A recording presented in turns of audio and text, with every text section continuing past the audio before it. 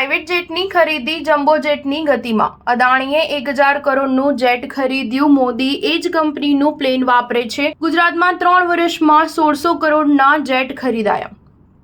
ગુજરાતના ઉદ્યોગપતિઓમાં ધંધાનો વ્યાપ વધવાની સાથે પ્રાઇવેટ જેટ ખરીદવાનો ટ્રેન્ડ વધતો જાય છે। વર્ષ 2022 થી 2024 એમ 3 વર્ષમાં ₹1600 કરોડના ગુજરાતમાં પિલાટસ, ગ્લોબલ, ચેલેન્જર, ગલ્ફ સ્ટ્રીમ જેવા 8 પૈકી 7 નવા લક્ઝુરિયસ જેટ ખરીદવામાં આવ્યા છે, જેમાં અદાણી જૂથ, ઝાયડસ, એસ્ટ્રાલ, કેડિલા ફાર્માનો સમાવેશ થાય છે। આ વિમાનની ખાસિયત એ છે કે લંડન, અમેરિકા, કેનેડા પણ જઈ શકે છે। અદાણી જૂથની કર્ણાવતી એવિએશન કંપનીએ વર્ષ 2022માં ગ્લોબલ 6500 સિરીઝનું 400 કરોડનું જેટ ખરીદ્યા બાદ કંપનીના ટોચના CEO લેવલના અધિકારીઓ માટે વર્ષ 2023માં પ્રથમ સ્વિસમેડ પિલાટસ જેટ અને બીજું વર્ષ 2024માં ખરીદ્યું છે।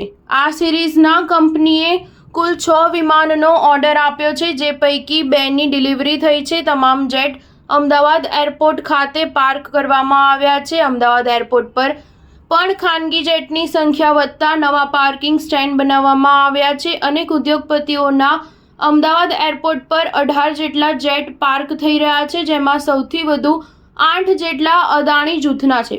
એરપોર્ટ પર નાના મોટા વિમાનો મળી કુલ 53 પાર્કિંગ સ્ટેન્ડ છે, જે પહેલા ફક્ત 38 થી 40 હતા।